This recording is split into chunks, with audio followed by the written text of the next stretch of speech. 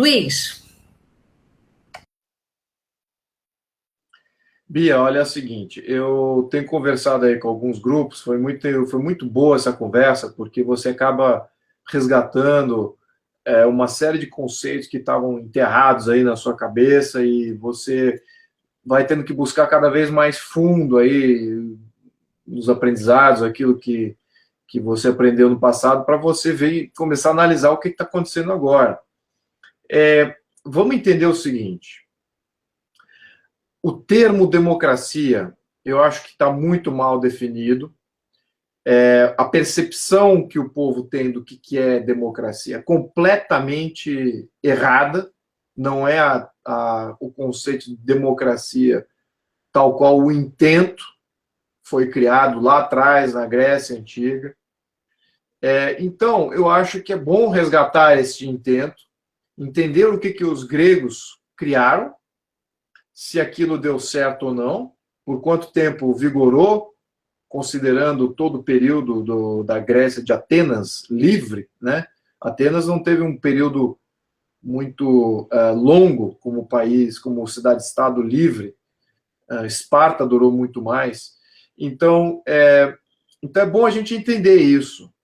E porque no Brasil a palavra democracia está sendo usada para refletir tudo isso. Você vê, Lula agora está em defesa da democracia, a Dilma era em pró-democracia, você vê o pessoal que é pró-Lula, pró-Dilma, que nitidamente criaram um Estado autocrático, que é o qual nós vivemos hoje, completamente aparelhado, chamam o combate dele de um combate pela democracia. Eu já vejo isso replicado em todos os blogs, etc. E o que me preocupa também que esses conhecimentos, eles se perderam na cultura do brasileiro, não sei em que momento do ecossistema político brasileiro, essa noção do que significa democracia foi perdida, ou se jamais existiu. Mas eu quero resgatar isso agora. Se vocês me permitem alguns minutos aqui, tá? Eu não vou 2 minutos. Vamos entender o seguinte: qual é a origem da democracia?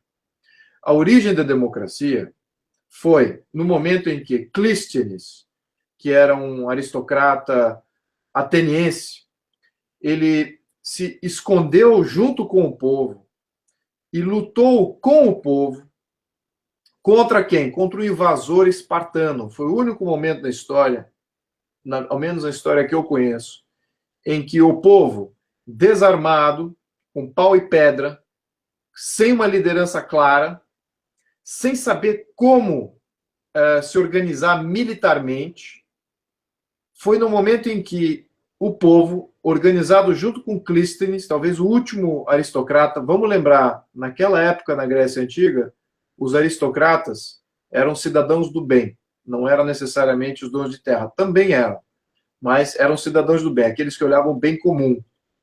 E eles eram que lutavam as guerras pelo povo. O povo não lutava, quem lutava eram os aristocratas e os exércitos que os aristocratas se constituíam.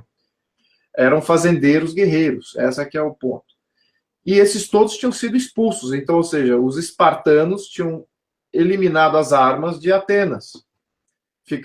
O povo ficou à mercê de Esparta, o exército mais moderno, mais sofisticado do mundo naquela época. E o povo viu que, com aquele enclave espartano, não era aceitável.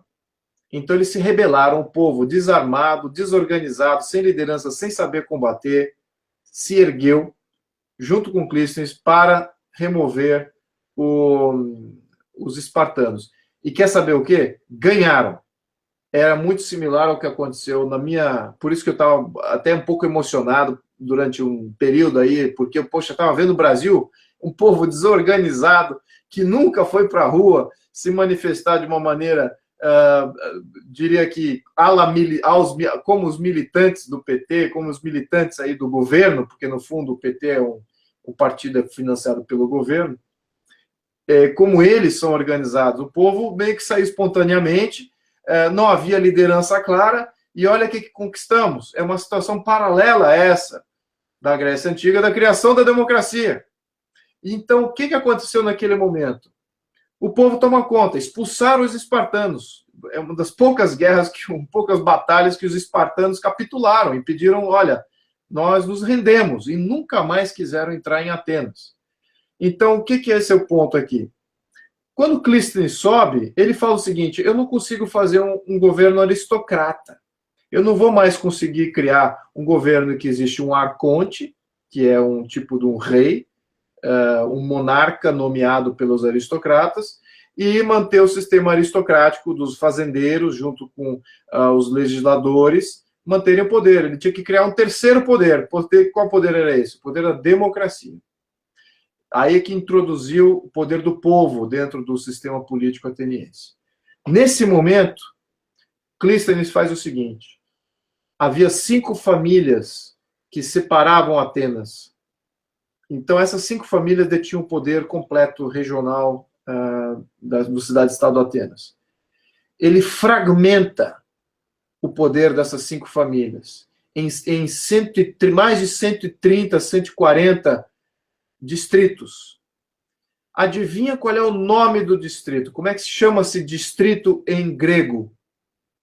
Distrito em grego chama-se demo. Daí o nome democracia.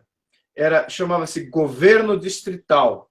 O que ele fez? Ele transferiu poder que era do topo para todos os distritos de Atenas. 140 distritos. Sim, ele criou 140 novos líderes de Atenas. Todos eles com liderança jurídica, ou seja, passando suas próprias leis, liberdade de culto e liberdade tributária. Eles faziam os tributos, alocavam localmente naquele distrito aqueles tributos. Então, existia e revolucionou o sistema ateniense. Claro que desse sistema, todos os outros sistemas, quando ressurgiu o liberalismo na Europa Ocidental, todos eles aplicaram esse sistema que Clístenes tinha desenvolvido. E durou durante 70 anos, mais ou menos. Então, o que é o ponto aqui? Essa que é a real democracia. A real democracia são as comunidades em controle de sua própria vida. Não é nomear um populista, nomear um chefe central, nomear um salvador da pátria. Isso não é democracia. No sentido original da palavra, do sentido inteiro. Eu gostaria de deixar isso publicado aqui, porque tem sido uma revelação importante. Eu sempre achava que mais pessoas sabiam disso, mas eu percebi, ao conversar com pessoas que eu julgava que conheciam isso, não conheciam e se espantam quando eu falo, mas isso é a história de Clístenes. Que história é essa? Eu repeti a história e falei, puxa vida, não sabia, que loucura, olha no que a gente veio acreditar durante todo esse tempo. E olha, quando você perdeu a origem do intento, qualquer coisa vale. Democracia pode ser redefinida como qualquer coisa. Esse que é o ponto. Bom, enfim, eu estou falando isso porque o Lula não é um democrata. A Dilma não é uma democrata. O PT nunca foi um partido democrático. Por quê? Porque eles não querem transferir poder para as comunidades. Ponto. O PT, todos os governos, todos os partidos de esquerda, totalitaristas de esquerda, vão querer criar um poder central forte, um poder central que elimina as comunidades. E olha o sucesso que eles tiveram. Hoje, quando eu falo quem é um líder comunitário hoje, claro que a gente se refere onde não existe governo, que são as favelas. Lá existem líderes comunitários. Muito bem, você que está nos assistindo, quem é o líder do seu bairro? Entenda, quem é o líder do seu bairro? Não existe. Por quê?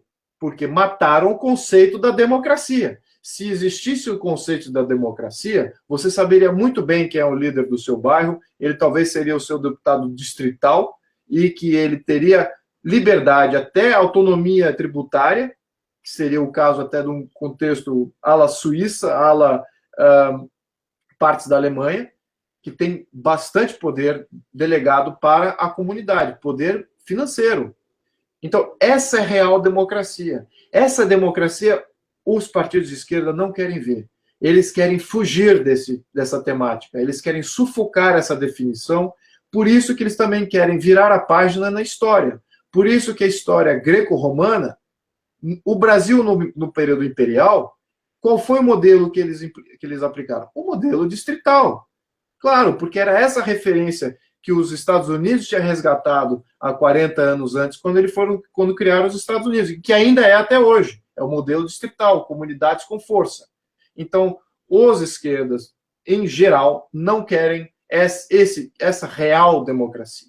Muito bem, eu queria deixar isso posto aqui, eu sei que é um pouquinho didático, desculpa, mas é importante eu transmitir isso, para ao menos entendermos contra o que eles estão lutando. Então, entenda, se você é um eleitor do PT que está nos assistindo agora, entenda isso. E pergunte até para o seu líder do MST ou todos esses movimentos aparelhados aí, ou comandados pela essa chefia escusa, pergunte a eles se eles querem dar mais poderes para as comunidades, todas elas.